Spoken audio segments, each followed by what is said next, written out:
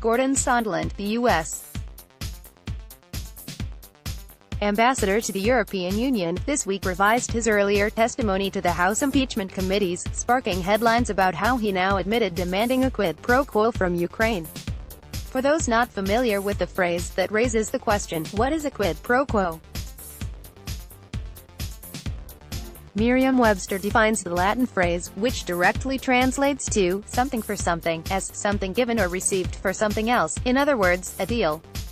Domestic and international politics are all about deals, as acting White House Chief of Staff Mick Mulvaney acknowledged in a press conference in October. "We do that all the time, so why is this one so notorious?"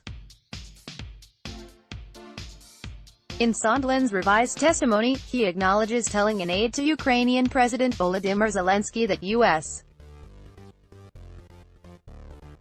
military aid was linked to Kiev launching investigations into former Vice President Joe Biden, a leading 2020 Democratic presidential candidate, his son Hunter, and the 2016 election. Congress had approved the nearly $400 million in military assistance to help Ukraine battle Russian-backed separatists in the country's east. House Speaker Nancy Pelosi launched the impeachment inquiry after it was revealed that a whistleblower accused President Trump of holding the security aid hostage in exchange for help with his re-election campaign. It is illegal to ask for or receive anything of value from a foreign entity in U.S. elections for federal office. In other words, the quid and the quo were mismatched. U.S. foreign policy was being leveraged for political advantage at home. At the center of the whistleblower's complaint, a July 25 phone call between Trump and Zelensky. According to a memorandum of the phone call released by the White House, not a verbatim transcript, Trump asked Zelensky to open an investigation into the business dealings of Hunter Biden in Ukraine.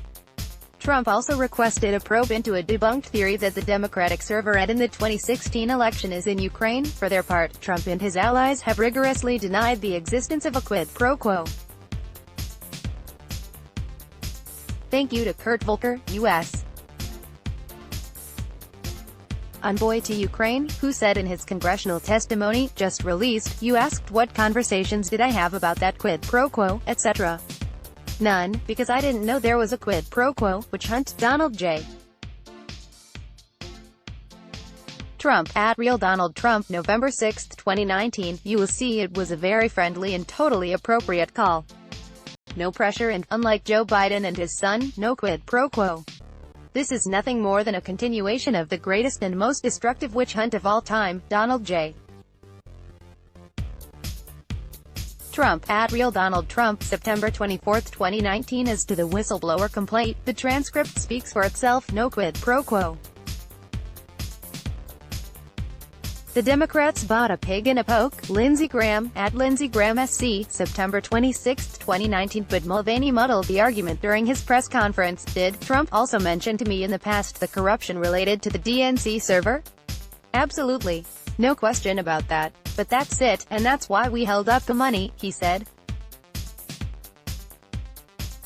Mulvaney walked back his comments later that evening, releasing a statement saying there was no quid pro quo. Republicans and Lindsey Graham previously said that if there was additional evidence of a quid pro quo that it would be very disturbing. But Graham evidently changed his mind and now says the Trump administration was incapable of orchestrating a coherent policy on Ukraine. Congress had approved the nearly $400 million in military aid to help Ukraine in its battle with Russian-backed militias after Russia annexed the Crimean Peninsula in 2014. But the Office of Management and Budget froze those funds after they were appropriated, and evidence in the impeachment inquiry has shown that Zelensky's cooperation in the investigations was the White House